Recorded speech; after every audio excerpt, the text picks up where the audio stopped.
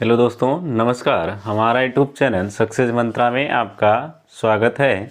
दोस्तों, आज हम लेकर आए हैं से हिंदी व्याकरण का संधि चैप्टर लेकर आए हैं। संधि क्या है? अगली वीडियो में हम संधि के बारे में पढ़े थे और उससे संबंधित जो है संधि मुख्यतः कितने प्रकार के होते हैं। संधि मुख्यतः कितने प्रकार के होते हैं? 3 प्रकार के होते हैं। नंबर 1 होता है जो फर्स्ट होता है स्वर संधि होता है, दूसरा होता है व्यंजन संधि होता है और तीसरा होता है विसर्ग संधि। अगली वीडियो में हम लोग पढ़े थे स्वर संधि के बारे में। और स्वर संधि भी कितने प्रकार के होते हैं? 5 प्रकार के होते हैं। कितने प्रकार के? 5 प्रकार के। पहला है दीर्घ स्वर संधि, दूसरा था गुण स्वर संधि। दीर्घ और गुण हम लोग अगले वीडियो में पढ़ चुके हैं। तो आज जो दूसरा इसका पार्ट दूसरा है, तो इसमें आज हम पढ़ेंगे यड़ संधि और वृद्धि संधि तथा आयाज संधि के बारे में। क्या? वृद्धि संधि, यड़ संधि और आयाज संधि के बारे में पढ़ेंगे। सबसे पहले संधि जानेंगे क्या है। तो संधि क्या है? क्या है? 2 वर्णों के मेल से होने वाले विकार को संधि कहते हैं। क्या कहते हैं? 2 वर्णों के मेल से होने वाले विकार को संधि कहते हैं। ठीक है। तो आज जो है हम देखते हैं संधि का जो स्वर संधि का जो तीसरा पार्ट है वृद्धि स्वर संधि। क्या है? वृद्धि स्वर संधि। इसमें क्या होता है? यदि आ या आ के बाद ए या ऐ, ओ या औ आए तो दोनों मिलकर ऐ ओ हो जाते हैं। क्या कह रहा है? यदि आ या आ के बाद ए या ऐ, ओ या औ आए तो दोनों मिलकर के ऐ हो जाता है। ठीक है। ये है इसका नियम। और जो इसके फार्मूले होते हैं, छोटा या बड़ा प्लस ऐ होगा तो क्या हो जाता है? छोटा या बड़ा हो और धन हो ऐ। ठीक है। धन हो ए बराबर ऐ हो जाता है। ठीक है। क्या है? बड़ा धन ए बराबर ऐ, बड़ा धन ए बराबर ऐ, छोटा धन ए बराबर ऐ, दोनों में से होता है। तो मान लिया छोटा धन ए बराबर ऐ। छोटा धन देखो, एक धन एक, एक धन एक, एक के बाद आ लगता है और इसके पहले ए है। जैसे देखो, अगर इसकी जो है पार्ट किया जाए तो देखो ए के बाद जैसे एक है तो एक, इसको अगर पार्ट किया जाए मतलब ए किया जाए, ए धन आ हो जाएगा, फिर धन का हो जाता है, फिर धन आ हो जाएगा। तो इसके जो लास्ट में आ जुड़ा हुआ है, ऐसे इसके सामने ए है, इसके सामने ए है, धन आ है, धन का है, धन फिर का है, आ है। इसकी वर्ड विच्छेदन किया जाए तो इस तरह हो जाता है। ठीक है। तो इसके जो सामने वाला है, एक के बाद जो आ आता है और एक पहले है तो यहाँ आ होता है और प्लस ए हो जाएगा तो दोनों मिला के ऐ हो जाता है। तो एक धन एक बराबर एक एक क्या हो जाता है? एक धन एक बराबर एक एक।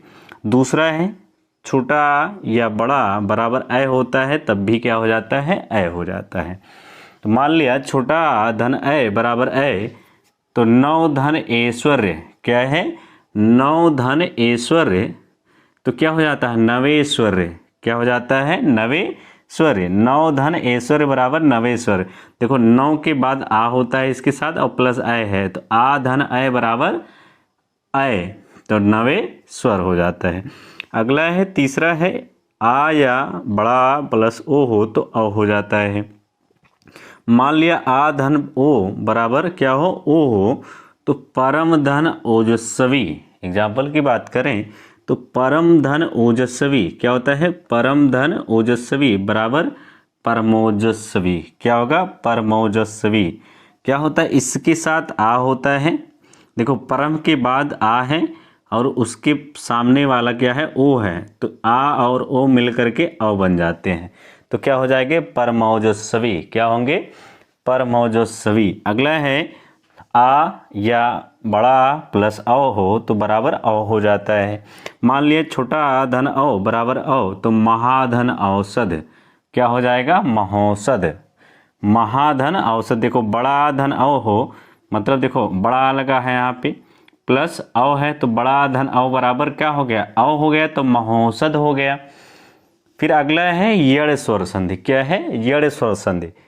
ठीक है। यदि छोटी, बड़ी, छोटाओ और बड़ाओ कामा ऋण या भिन्न स्वर क्या हो, या भिन्न स्वर आए तो क्या हो जाएंगे, या व रा हो जाएगा। क्या हो जाएगा, या हो जाएगा, या वा हो जाएगा, या रा हो जाएगा। ठीक है, इसके फार्मूले की बात करें तो देखो पहला क्या है, छोटी धन आ बराबर या, छोटी धन आ बराबर या। देखो छोटी यहाँ पे हो गया और भिन्न स्वर क्या हो गया, आ हो गया। दो मिल करके क्या हो गया, या का निर्माण किया। यदि प्लस अपि, एग्जाम्पल की बात करें, यदि धन अपि, यदि यहाँ छोटी ई है प्लस छोटा आ है बराबर क्या हो जाता है, या हो जाता है। तो क्या बन गया, यद्यपि, यहाँ या पहले आया तो यदि धन अपि बराबर क्या हो गया, यद्यपि हो गया। ऐसे दूसरा है छोटी धन छोटाऊ बराबर यू, छोटी धन छोटाऊ बराबर यू। तो अति धन उत्तम, देखो छोटी यहाँ हो गया, यहाँ छोटाऊ हो गया, अति धन उत्तम, तो यहाँ यू लग गया, अति उत्तम। क्या बन गया, अति उत्तम। अगला है छोटी धन बढ़ाऊ बराबर यू, छोटी धन बढ़ाऊ बराबर यू। तो अति धन ऊष्म, तो क्या हो गया, अति धन ऊष्म। तो क्या हो गया, ये हो गया अति ऊष्म। क्या होगा, अति ऊष्म, यहाँ बढ़ाऊ को मात्रा लगेगा, अति ऊष्म। अगला है छोटाऊ धन छोटा, क्या है, छोटाऊ धन छोटा बराबर हुआ। तो मनुधर अंतर, मनुधन अंतर, तो मनुवंतर। क्या हो गया, यहाँ छोटाऊ धन आ हो गया तो बना क्या बन गया, वा बन गया। तो मनवंतर, देखो यहाँ पे वा आ गया तो क्या बन गया, मनवंतर बन गया। ऐसे है ऋण धन आ बराबर रा के, ऋण धन आ बराबर रा के। तो पितृधन अनुमति, पितृधन, देखो यहाँ ऋण हो गया, यहाँ आ हो गया, दोनों मिलकर के रा का निर्माण किया तो यहाँ पितृ त्रा लग गया, तो पित्रानुमति। क्या हो गया, पित्रानुमति। ऐसे है पांचवा है, कह रहा है अयादि स्वर संधि। पांचवा क्या है, जो स्वर संधि का आखिरी पार्ट है, लास्ट पार्ट, स्वर संधि का लास्ट पार्ट है अयाद स्वर संधि, जिसमें हम लोग क्या पढ़ लिए, दीर्घ स्वर संधि पढ़े, ठीक है, यड़ स्वर संधि पढ़े, गुण स्वर संधि पढ़े, वृद्धि स्वर संधि पढ़े, और पांचवा है अयाद स्वर संधि। क्या है, अयाद स्वर संधि। इसमें हम देखते हैं यदि ए कामा ए कामा ओ कामा औ के बाद कोई भिन्न स्वर आए तो ए का अर्थ, ए का आय का आय, ओ का औ का आव हो जाता है। ठीक है, फिर से देख लेते हैं। यदि ए कामा ए कामा ओ कामा औ के बाद कोई भिन्न स्वर आए तो ए का आय का आय और ओ का और औ का आव हो जाता है। ठीक है, अयादि में सीधी बात है, क्या आता है, आय आओ। ठीक है, तो हम पहला देखते हैं, जैसे एग्जाम्पल की बात करते हैं। एग्जाम्पल हम देखते हैं तो ए धन आ बराबर ए, ए धन आ बराबर ए। तो एग्जाम्पल के क्या रखें, ने धन अन, ने धन अन। तो देखो ने के साथ ए लगा हुआ है और अन के पहले आ लगा हुआ है, तो ए और आ मिलकर के किसका निर्माण किए, या आय का। तो नय नम, क्या हुआ, नयन हुआ। क्या हुआ, यहाँ पे नयन हुआ। ठीक है, ये पीसीएस और आरएसएस में पूछा गया है, ये बहुत ही इंपॉर्टेंट है। ने धन अन नयन जो है बहुत सारे एग्जाम में जो पीसीएस और आरएएस है उन दोनों में पूछे गए हैं। अगला है चे धन अन, तो चयन, मतलब ए धन आ बराबर आय, तो चयन हो जाएगा। ठीक है, इसको अगर हम अलग अलग करते हैं, चा धन आ, धन क्या हो जाएगा, या हो जाएगा, धन फिर आ हो जाएगा, प्लस क्या हो जाएगा, ना हो जाएगा। तो देखो यहाँ पे क्या, दोनों इसी दोनों का निर्माण हुआ और ये दोनों मिलकर के क्या हो गए, चयन का निर्माण कर दिया। ठीक है, अगला है आय धन आ बराबर आय। क्या है, आय धन आ बराबर आय। कहने का मतलब आय धन आ बराबर आय, तो गय धन अक। एग्जाम्पल क्या है, गय धन अक, तो क्या हो जाएगा, गायक हो जाएगा। गय मतलब यहाँ आय है प्लस आ है, दोनों मिलकर के आय का निर्माण किए, तो ये क्या बन गया, गय धन अक बराबर गायक बन गया। ठीक है, ये भी बीपीएससी में पूछा गया है सन 86 और 6 में। ठीक है, अगला है विधे धनक। विधेय धन अक, मतलब यहाँ आय प्लस का है, आय है तो विधायक हो जाएगा। इन दोनों का क्या हो जाएगा? विधायक हो जाएगा। ओ धन आ बराबर औ, क्या है? ओ धन आ बराबर औ, तो पो धन आन बराबर क्या हो जाएगा? पवन हो जाएगा। ठीक है, पो मतलब यहाँ ओ हो गया, यहाँ आ हो गया, दोनों मिल करके औ का निर्माण करते हैं।